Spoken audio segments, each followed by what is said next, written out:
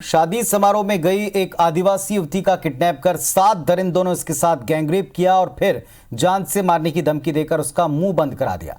युवती जलालत की जिंदगी झेल नहीं पाई और खुदकुशी कर ली। केशकाल के धनोरा इलाके में इस सनसनीखेज वारदात का खुलासा 2 महीने बाद तब हुआ जब पीड़िता युवती के पिता ने जहर खाकर जान देने की कोशिश की। IBC 24 पर खबर चली और इसके बाद पुलिस हरकत में आई। कब्र से निकालकर मृतका का पोस्टमार्टम दोबारा से करवाया गया और वहीं राष्ट्रीय बाल अधिकार संरक्षण आयोग ने भी इस पर संज्ञान लिया।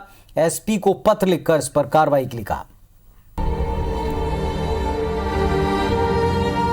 कब्र से निकाली जा रही ये लाश उस अभागन की है जिसने 7 दरिंदों का गैंगरेप झेला और इस घिनौने जुर्म के बाद शर्मिंदगी और जलालत की जिंदगी को खत्म कर लिया।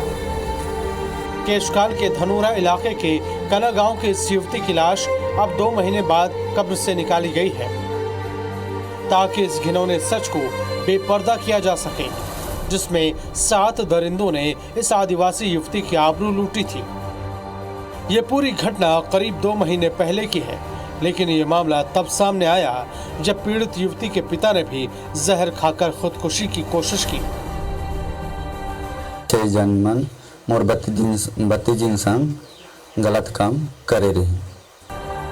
परिजन के मुताबिक 2 महीने पहले पीड़ित युवती एक शादी समारोह में शामिल होने गई थी, जहां कना गांव और फुंडेर गांव के 7 युवकों ने उसे अगवा कर लिया।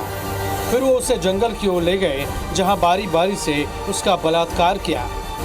दरिंदगी की शिकार युवती को आरोपियों ने जान से मारने की धमकी भी दी।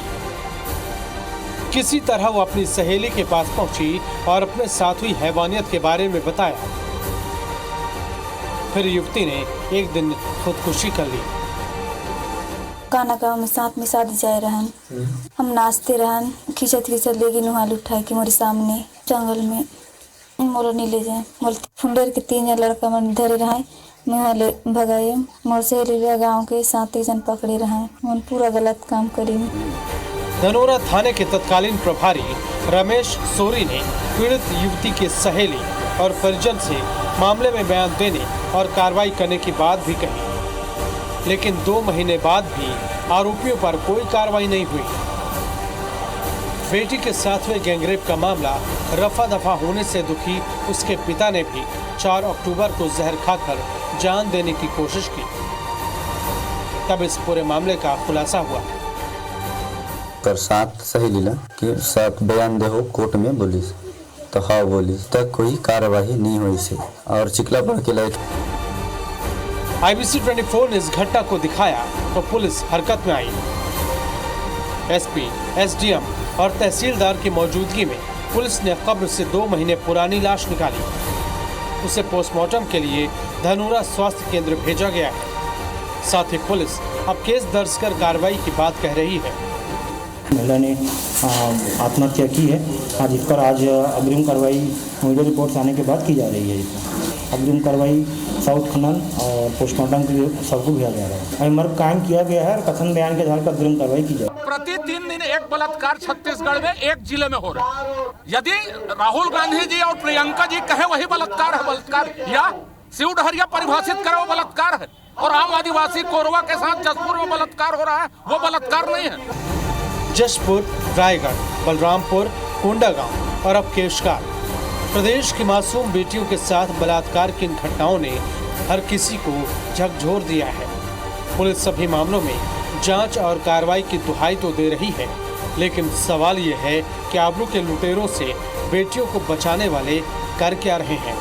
शिकायतों पर तुरंत कार्रवाई क्यों नहीं हो रही? प्रकाश नाग, IBC 24, केशकाल। तो जहां एक तरफ उत्तर प्रदेश के हाथरस की घटना को लेकर इतना बवाल, इतना विरोध सारे देश में है, लेकिन दूसरी तरफ केशकाल में गैंगरेप की जांच 2 महीने बाद शुरू हुई जब IBC 24 पर इसकी खबर को दिखाया गया। इस मुद्दे में इतनी हीलावाली क्यों हुई? पिता को इस तरह कदम क्यों उठाना पड़ा? क्यों इतना इंतजार करना पड़ा? ऐसे कई सवाल हैं। और ये जो देर हुई, इसमें जो नुकसान हुआ, जो त्रास परिवार ने झेला, उसके लिए कौन जिम्मेदार होगा? ये कई सारे सवाल है जिसका जवाब प्रशासन को जरूर देना पड़ेगा। रमेश वर्ल्यानी साहब कांग्रेस की तरफ से और केदारनाथ गुप्ता जी बीजेपी की तरफ से हमारे साथ में जुड़ गए हैं। रमेश वर्ल्यानी साहब, बाकी की जगहों के मामलों पर हम संजीदगी से बात करते हैं, इतने संवेदनशील मामलों में 7 दरिंदों ने रेप किया, 2 महीने बाद जांच शुरू हो रही, क्या कहेंगे? देखिए पुनीत जी, छत्तीसगढ़ की सरकार के जैसे ही संज्ञान में कोई घटना आती है, पूरी संवेदनशीलता के साथ और पूरी तत्परता के साथ कार्रवाई की जाती है। इस मामले में क्यों विलंब हुआ इसकी मुझे कोई अभी अधिकृत जानकारी नहीं है, लेकिन कहीं न कहीं आरोपी जो पीड़ित पक्ष है उनका कम्युनिकेशन गैप रहा होगा। लेकिन मैं आपको विश्वास दिलाता हूँ, छत्तीसगढ़ सरकार ऐसे मामले में तत्काल कार्रवाई करती है और किसी भी महिला के साथ इस तरह की घटना होना बहुत दुर्भाग्यजनक है। वो कितना बड़ा दर्द झेलती है बच्ची, ये पीड़ित परिवार ही जानता है।